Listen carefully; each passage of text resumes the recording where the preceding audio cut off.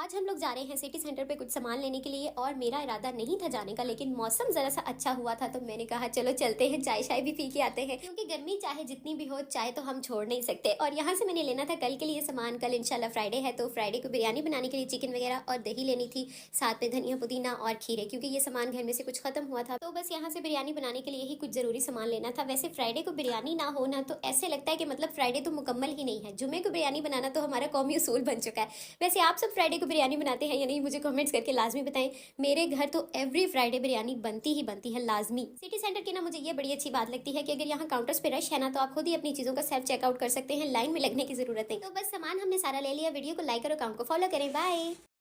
आज के खाने में बन रही है बिरयानी। आप सबको जुम्मा मुबारक। मैं काफ़ी दिन के बाद वीडियो अपलोड कर रही हूँ क्योंकि मेरी तबीयत कुछ ठीक नहीं पिछले काफ़ी दिन से। जैसे ही गर्मी स्टार्ट होती है ना, मेरे साथ एक बहुत बड़ी प्रॉब्लम है कि मेरे मुंह में छाले बन जाते हैं और वो इतने ज़्यादा बुरे होते हैं फिर कि मुझसे बोला भी नहीं जाता।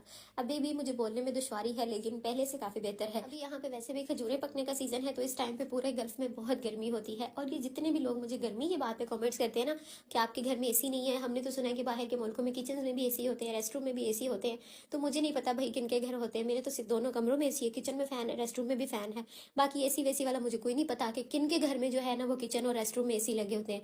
और लगते भी अगर होंगे तो हम लोग इतनी लाविश लाइफ अफोर्ड नहीं कर सकते, सीधी साफ जो बात है। इतनी महंगाई के दौर में अगर कोई अपने कमरों में ही एसी लगवा लेना तो वो भी बहुत बड़ी बात है। और मुझे समझ नहीं आती कि पाकिस्तान में रहने वाले लोगों के दिमाग में ये बात किसने डाल दी है कि परदेश में रहने वाले लोग तो अपने सरों पर एक प्राइवेट एसी लगाकर घूम रहे हैं, वो जहाँ जाते हैं उन्हें ठंडक मिलती रहती है।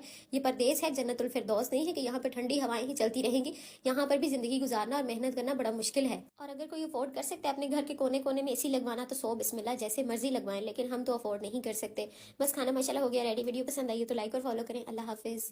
आज के खाने में मैं बना रही हूँ शिमला चिकन। बनाने का दिल नहीं चाह रहा था, बस यही खामखा की बोरियत और मौसम की वजह से सुस्ती। आजकल मुझे लोग अक्सर कमेंट्स भी करते हैं कि आप में अब वो पहले वाली एनर्जी नहीं रह गई। और अब एनर्जी भला रहेगी भी कैसे, क्योंकि मैं खुद अपनी डेली की वही रिपीट वाली रूटीन से बहुत ज्यादा बोर हो चुकी हूँ, तंग आ चुकी हूँ। मैं चाहती हूँ कि अब पाकिस्तान जाऊँ, जरा घूमू फिरूँ, मौज मस्ती करूँ, छुट्टी मनाऊँ, मुझे घर के कामों से और किचन के कामों से थोड़ी रिलीफ मिले, थोड़ा छुटकारा मिले, ताकि मैं अपनी एनर्जी को रीजनरेट कर सकूँ। वैसे भी मुझे ऑलमोस्ट 4 साल होने वाले हैं मैं पाकिस्तान नहीं गई, तो अब इंशाल्लाह हम लोग जल्दी छुट्टी प्लान करने वाले हैं। और जरा हैरत अंगेज बात तो सुने। कल मुझे किसी ने कमेंट किया कि आप तो पाकिस्तान से बाहर हैं, आप सेव हैं, सुकून में हैं, यहाँ तो जंग लगने वाली है। और कमेंट करने वाले पर मुझे निहायत तजस्सुस हुआ कि शायद इसने अपना दिमाग निकाल कर किसी पत्थर के नीचे दबा दिया है, तभी इसको लिखते वक्त जरा भी ख्याल नहीं आया कि मैंने क्या लिखना है। बैरूनी मुल्क रहने वालों के खानदान तो पाकिस्तान में है, उनके कुनबे पाकिस्तान में है। खुदा न खास्ता अगर पाकिस्तान में जंग लगती है और अल्लाह ना करे कि जंग की हंगामी सूरत हाल में किसी की भी फैमिली को कोई नुकसान पहुंचता है, तो क्या कोई भी सुकून से रह सकेगा। और सबसे बुरी बात यह है कि जंग जैसे सीरियस टॉपिक को पाकिस्तान में एज ए जोक लिया जा रहा है, मीम्स बनाई जा रही हैं। ठीक है, हंसी मजाक की हद तक से मीम्स अच्छी हैं, लेकिन हकीकत यही है कि 2 न्यूक्लियर पावर कंट्रीज के दरमियान में जंग नहीं तबाही होती है। इसलिए सबसे पहले तो अल्लाह ताला से हिफाजत और रहम तलब करें कि अल्लाह हमारे मुल्क को ऐसे शैतानों से और शैतान के शर से महफूज रखे। और अगर इनकेस कोई ऐसी सूरत हाल बनती भी है तो अल्लाह ताला इंशाल्लाह पाकिस्तान को फतह याब करेंगे। वैसे भी हमारे मजहब में इस बात की ममानत है कि हम अपने मुंह से मांग के कभी भी जंग की तलब नहीं कर सकते। हाँ, अगर सूरत हाल ऐसी बन जाए कि जंग करनी पड़े तो फिर बिल्कुल भी पीछे ना हटे और पाकिस्तान को भी अल्लाह अपने हिफाजत में रखे। लेकिन अगर खुदा न खास्ता कोई ऐसी जंगी सूरत हाल बनती भी है तो कोई भी पाकिस्तानी इंशाल्लाह पीछे नहीं हटेगा, फिर चाहे वो दुनिया के किसी भी कोने में क्यों ना हो। खाना माशाल्लाह हो गया रेडी। वीडियो पसंद आई हो तो लाइक और फॉलो करें। अल्लाह हाफिज।